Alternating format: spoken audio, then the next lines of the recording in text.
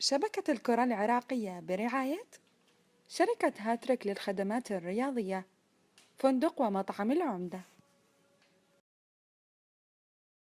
الكابتن باسل جورجيس المدير الإداري للمنتخب الوطني العراقي. كابتن، بداية يعني طبعا الله يعطيكم العافية على الجهود الكبيرة يعني اللي تقومون بها بسبيل تمشية كل أمور المنتخب الوطني، ويعني جهودكم مشكورة، لكن بالتأكيد يعني الحاجة إلى الفوز في مباراة غد حاجة يعني مطلب ضروري وجماهيري، وما عندنا غير الفوز. لكن يعني بصفتك المدير الإداري أقرب من يوضح لنا صورة آلية تأهل المنتخب العراقي في مباراة فيتنام.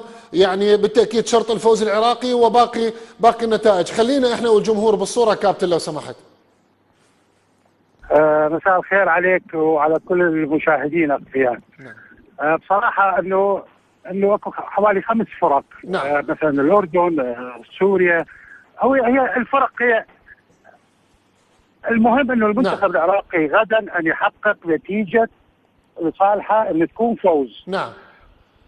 يعني وعنده عده نعم العفو. نعم يعني كابتن، يعني الناس شويه بعد عندها غير وضوح او لبس بالموضوع.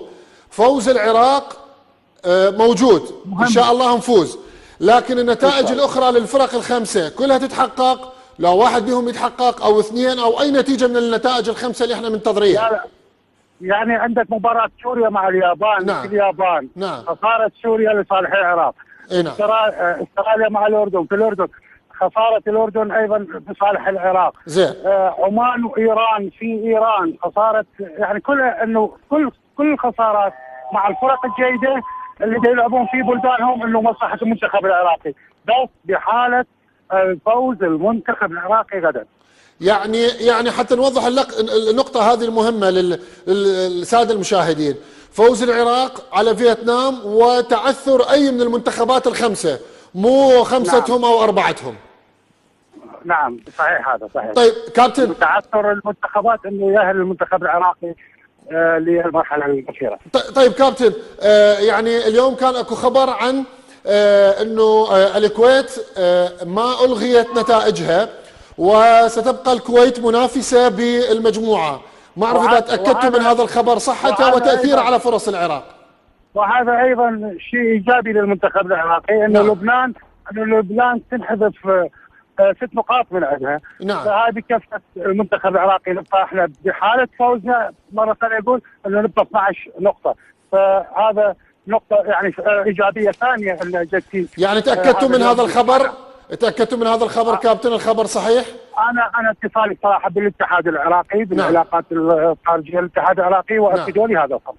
يعني هذه ايضا راح تصير فرصه اضافيه للفريق العراقي، لان الكويت رصيدهم راح يوقف عند 10، وحتى اذا لبنان فازوا على ميانمار يصيرون 13 وبعدين ينزلون 6 مال لاوس. 6 نعم صحيح.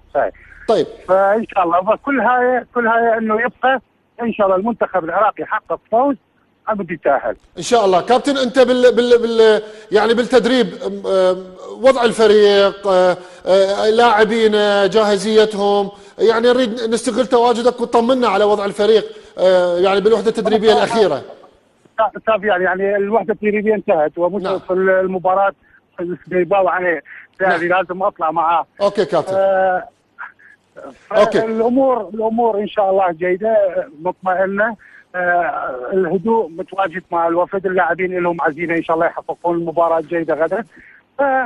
ان شاء الله يوفقهم ويكون التطبيقات من جانبهم. ان شاء الله. كل الشكر الجزيل لك الكابتن باسل جورجيس المدير الاداري للمنتخب العراقي. كل التوفيق يا رب للمنتخب العراقي.